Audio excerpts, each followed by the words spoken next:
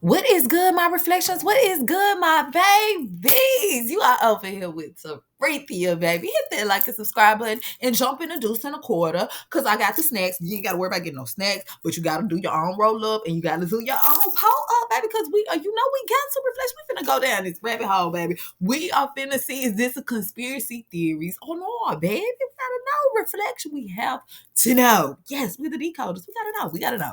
Okay. So I don't know if you have heard about the voodoo killing in 1966 with the Mothman, baby. Let's see what's going on. Reflection. We all, every time I come down a rabbit hole, we go down it together. I don't go down that rabbit hole. Now I may go look in the rabbit hole just a little bit. Just a little bit. Then I turn the deuce and a quarter around. Then I be like, fuck this shit. I gotta go get my reflections. You get what I'm saying? But I never go down it.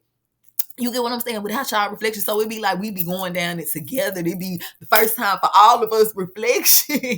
I know y'all be like, Sarita, why you ain't got some of these words together? And you came on here, it's because reflection, we be going through this like together, like it be our first time reflection. You know I can't leave you behind, baby. No star left behind. Okay. So let's go on ahead and let's get into it. Okay. It says in the middle 1960s there was a absurd a pamphlet on voodoo hexes and the magical arts that began to appear in the advertisements in magazines and newspapers around in the United States. Attributed to a mysterious Charles Lee Verret or Very, it was a modest offering. Okay, so they saying they was publishing this. You get what I'm saying, as an offering to Mr. Charles Lavery, baby. Okay, it says apparently, titled Tales of Voodoo and Black Magic, in which an enlightenment narrator, Mama TB, gave explanations for the magical courtesies or curiosities listed throughout the book. Okay, needless to say, Tales of the Voodoo and Black Magic never became a bestseller, and few probably ever had it because of wondering about its origins or who its mysterious author Charles Lee Veru or Charles Lee Veru might have been, baby. Okay, so this is the book right here. I'm guessing this is the cover of the book right here. Okay, so it's saying the fact is there never had been any Charles Lee Veru at all. So they trying to say he didn't exist, baby. What is they talking about, baby? It says the curious little pamphlet had been written by a former blues singer. Okay, so a blues singer wrote this, baby, named Charles Glass of Hendersonville, North Carolina, who managed a record shop in the area. Okay, so they saying though, like singers or like musicians, authors still do this though. Like they don't write under their original name or their given name or whatever, however you want to put it. They'll like make a little alias. Okay, so his alias was Charles Lee Veru or Charles Lee Veru, but his real name was Charles Glass, baby. Okay, so it says Glass under Leveru, which was basically his alias name, which was a French translation for his actual last name. Okay, so Leveru or Leverie really means glass, is what they're saying. Okay, and had penned his short offerings on the voodoo arts as an outgrowth for his love of all things foreign and unusual. Baby, he liked the darkness. He said many who knew Glass from his record shop in town were aware that he sold bundles of herbs, spices, oils, and superstitious residents in town, offering them as hexes, which were slipped to customers out the back door in his store. So they saying you could go over there to Mr. Glass, baby, and you could get what I'm saying. You go get you a little record, you get you some music while you're doing you get what I'm saying. You slip to the counter and say, "Do you got a couple of little spices back up here? Do you got some sage and shit back in that motherfucker, Mr. Glass?" That's what they was the reflection. That's what he's saying. That's what you read, the reflection. Okay, so you get what I'm saying. It was cover up shop around there, baby. He was selling records and metaphysical things around there. Shout out to him, baby. Okay, so let's keep it going.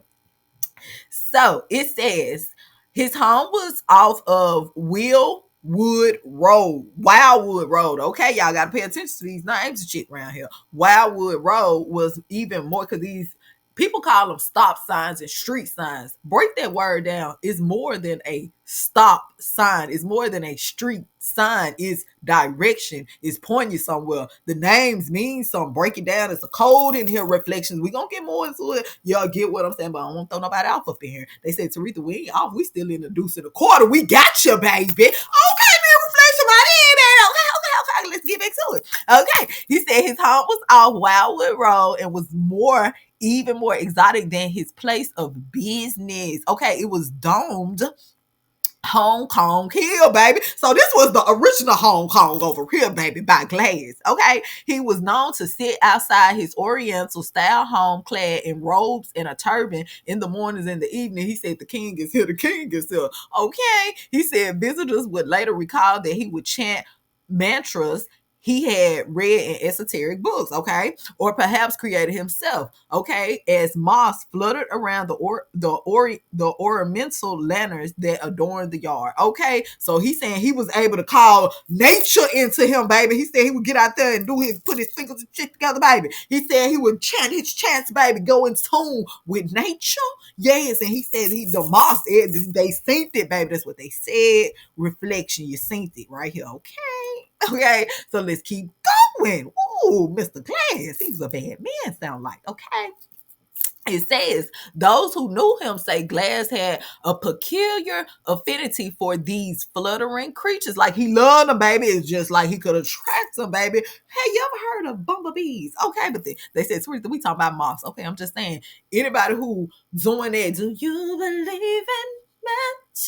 Some part of nature is gonna attract itself to you, no matter where you are, no matter where you go, no matter when you're feeling a little down and out. They're gonna be right there to remind you got to be in tune. That's why you got to be by self. You can't be distracted a lot. Reflections, you get what I'm saying? That's why you have to, sometimes you feel like you're going through a tower moment, but you're not going through a tower moment. Reflection, you are being isolated so you can get in tune with self, baby. Okay, because you are nature and nature is you. So let's keep going. Let's get into it. Reflection. You know, we don't go down these rabbit holes for nothing. Okay, let's get to talking about Mr. Glass. Okay. So he says, according to Lynn Blackwell, an employee at the Tempo music shop where Glass sold records before his death, Charles used to say he was going to come back in the afterlife as a moth. Okay, I'm coming back as a bumblebee, I guess. She recalled, because whatever you have attracted to you, baby, I don't know what you got attracted to. You reflection, jump in the comments. Okay, so it says, she recalled one instance shortly after he died where a large moth appeared on the wall above her as she was doing inventory one night at the shop. She said, shit, is that Mr. Glass, baby? I knew you was coming back as a moth, baby. I told him you was coming back as a moth and hit you up here, baby. She said this wasn't no ordinary moth. This was an abnormal moth. This was a moth to let you know I have returned, baby. Okay. It says a pleasant reminder of a vivacious, vivish character whose life ended far too early. Okay, so they saying this is the blues thinker right here, Charles Glass, baby. This was in the 1960s. All right, look like Mr. Charles Glass doing all right, baby. Okay, let's see who look like he was doing all right. Okay, so it says on July the 22nd, 1966. Glass remains have been found along with two other victims. Okay. Vernon Shipman, the owner of the Tempo Music Shop, and also Glass's lover, and Louise Shamate, a 61-year-old woman who lived a solitary life as a factory employee in nearby Asheville, North Carolina. Okay. Y'all gotta look at these town names and shit around here too. Reflections. Everything means something. All of whom had died of cranial injuries several days before. So it sounded like somebody had beat them to motherfucking death. That's what it sounded like, cranial injuries. Shit. Okay, what was going on up in there? So it said it was the owner of the Tempo shop and Glass and his lover was all found. You get what I'm saying? Who died a couple days later, several days. You get what I'm saying? Of cranial injuries. What's going on? Okay, it says at the time of their discovery, Charles Hill and Larry Shipman, who found the bodies while carrying brush to a dump site near Summit Lake outside of town, first believed they had uncovered a set of mannequins that had been discovered by one of the shops in the town. Shit, was it cold? What was going on? They thought they was mannequins. Okay. So it says it was a greasily scene. The bunging bodies were laid out in a roughly circular fashion. Oh, in a circular fashion. In a circular fashion reflection. Shamay's remains partly unclothed, okay, with clear evidence she had been sexually assaulted. I wonder, did they sexually assault her in front of them? Because it was his lover. Keep in mind, reflection, these the 1960s. It says glass and shipments remains, though fully clothed, were no less disturbing. A strip of iron had been placed on shipment's neck, around which were more than a dozen, 12 puncture marks. Glass upper extremities had been similarly mutilated, okay, with a pair of crutches he had used since breaking his legs only months earlier, placed on his chest in the shape of a cross. Reflection, this shit, they was put in a circle. They had said they are sexually assaulted his glasses lover. The dude of the shop.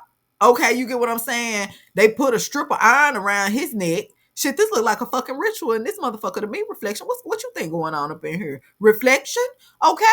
Only months earlier, he had, because he was already on a pair of crutches when he had broke his leg. Only months earlier, seemed like they had already tried to send their woo his way. Okay, and they used the crutches to put a cross on his you get what I'm saying, on his chest. Okay, it says additional belongings, which included the men's wallet and Shaman's purse, were also found nearby. Okay. Extremities had been similarly mutilated. Oh, baby. Okay. It says the headlines were sensational, which was fairly typical for that period. Okay. So they said that, you get what I'm saying? This wasn't no unknown stuff to, you get what I'm saying? It wasn't unknown. And they didn't want, it wasn't a robbery, because they wallets and the lady purse was found nearby. Okay. At the times, fairly unflattering, especially for a triple homicide that quite literally implied elements of sex, drug, and rock and roll. Sex, drugs, and rock and roll. Now, this seems like a little something more than sex, drugs, and rock and roll right there. Okay. One statement by an investigator who had examined the case gave the following description of Glass. Charles Glass had a hand in everything from authoring a column of advice to the love lorn to selling rock and roll music to teenagers. Okay. A student of Orientalism and African witchcraft. He had friends in every stature of society. Okay. So he's saying that it wasn't, you get what I'm saying? He could connect to everybody, baby. Don't matter who you is. He said that he was, in fact, deeply interested in just about everyone with whom he came in contact with. So he could connect with everybody. He could see the light or the darkness within everybody. Okay, the veil had been uncovered. He had his good eye on their ass, baby. It says, with the exception of women. Okay, so did he not have good contact with women or something? It says Louise Shumate, on the other hand, couldn't have been more different from Glass, though accounts of her were similarly embellished at that time. Okay. Describes her as being a dark and attractive woman who appeared to be 45, but she was 61 years old, so she looked young for her age. Baby, black don't crack. That's what they're saying. Okay. They said that those who knew her said she was single and lived a quiet life apart from the factory job that she worked. There was and still remains no known connections between Shumate and the record shop owners whose bodies accompanied hers in July of 1966. So they saying that there was no known connections. Okay, but this was at the same time they saying that this was Glass' lover, girlfriend, however you want to say it. All right. It says, of course, the fact that Glass had been so heavily interested in esoteric ideas certainly contributed to the sensational air that the story carried in tabloids and true crime magazines that later covered it. Okay, so they saying everybody was covering this shit. It said, add to the unfortunate cultural attitudes towards homosexuality in a southern eastern town at that time, and it was a virtual recipe for controversy. Hence, it was not uncommon in the weeks, months, and not even years after the incident to see commentaries written about the case that included such memorable titles as North Carolina Search of a Voodoo Killer. Okay, so they saying that so this was an article that was printed in 1960 called The North Carolina Search for a Voodoo Killer. Okay. Ooh, that is something else. Okay, so it says one of the most ironic aspects of the case actually hailed from Glass' short-lived music career early in life. Okay, remember he was a blues singer. Okay, so he once recorded a song called "Screaming and Dying." Okay, so which begins with a woman pleading with her jilted lover before issuing a blood-curdling scream, followed by a loud pop reminiscence of a 2x4 smacking on a plaster wall. Okay, so they saying he had written some music. He had put out two songs, and one of them was named Screaming and the other was named Dying. Okay, it says the song was released nationwide and written up in a cash box magazine. Keep in mind, they said he was a blues singer, but I don't remember them saying, you see how after he passed though, the song was released and written up according to the writer Derek Lacey, who chronicled in the incident in a detailed article written in 2016. Richard Waters, a former employee of the Hendersonville radio station WHKP, where Glass recorded the song, reported that in the early 50s, this was as big as being written up in the Billboard. The single was released on a Magnet record label and can be heard below. Okay, so they saying this is the song right here, Reflection. Okay, I'm gonna put it in because I know they're gonna get my ass. I'm gonna put it in the description box for y'all below, so y'all can, if y'all interested in going and hearing this song that he's talking about.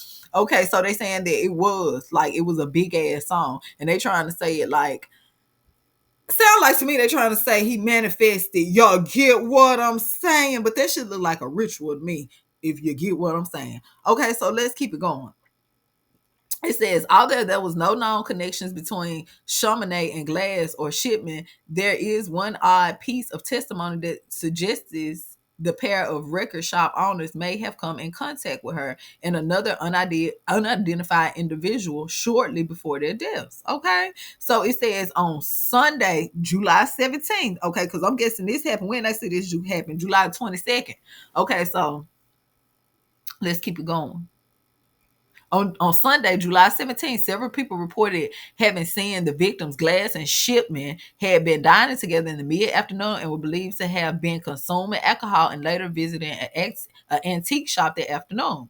Meanwhile, Chamonix, the lady, was seen leaving her apartment in downtown Asheville at around the same time. Okay, Shipman and Glass had dinner plans later that evening with another man. So they're saying Glass and the dude that owned the record label shop or whatever, they saying that they was out. You get what I'm saying? They had been seen eating together. Then they went to the antique shop, and they saying she was leaving at her apartment. I'm guessing headed to them or something at the same time. Let's keep reading and see what they trying to say. Reflection. Okay.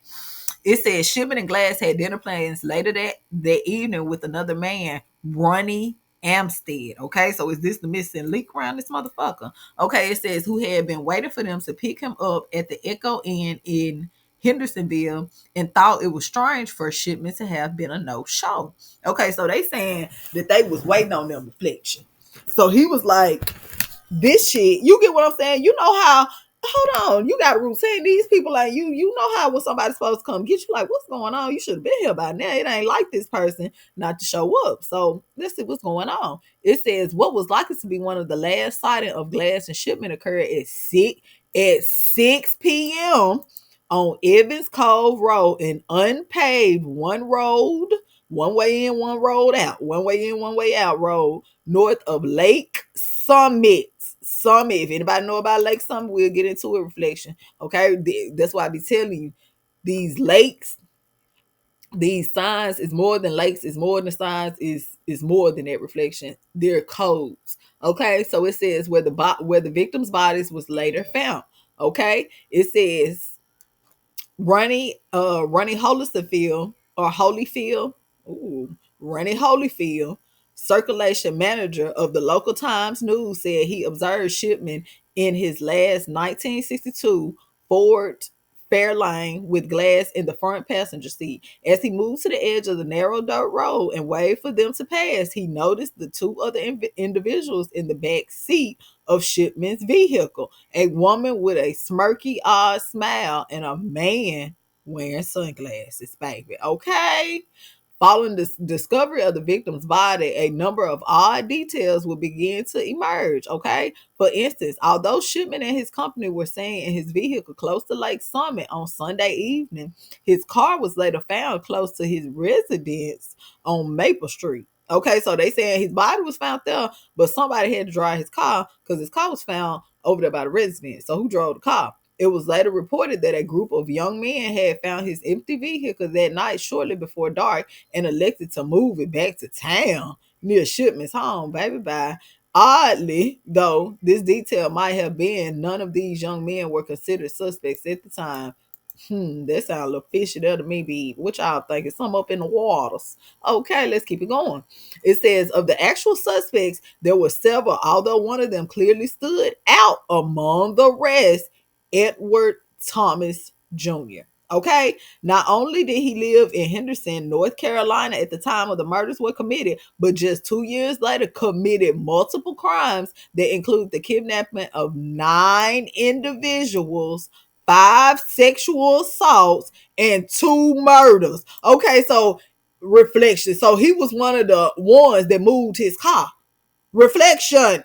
They said this man had, he wasn't even considered. Well, they didn't even call him in to ask him a question, baby. They said he had just 2 years later, he committed multiple crimes: kidnapping of 9 individuals, 5 sexual assaults, and 2 murders. He was even sent threatening letters to one area newspaper at the time, claiming that he hoped to get a chance to blast the daylights out the whole newspaper crew. So he told this motherfucker, baby, that he wrote the newspaper, told the newspaper I'm coming for you, coming for you, coming for you, coming for you, coming for you. Reflections.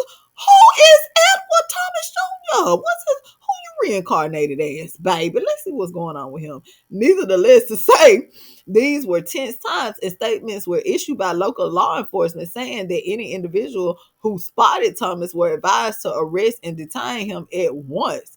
Hold on, they said, okay, any issue by any law enforcement. Okay, I was just finna say that any individual. Oh yeah, I know they weren't trying to tell. It sounded like they were trying to tell civilians if they spotted him to do a civil arrest. Did y'all just not hear him say he had committed kidnapping to sexual? So y'all want them to get a sexual assault, baby? I just want to know, reflection. You gonna stop him? He got arrested for 9 kidnappings, 5 sexual assaults, 2 murders. You just gonna do you a civil arrest on his ass, baby? You better get on it. I don't know. Y'all better do your job, baby. Get on that job, baby. Okay, don't get Teresa started. Okay, but anyway, let's do it. Let's get back to it. Okay, it says law enforcement saying that any individual who spotted Thomas were advised to arrest and obtain him at once and use deadly force. And they said, you see that motherfucker, don't even worry about, just shoot his ass. That's what they said. They said you got to get it by any man's dead or alive. We need him gone.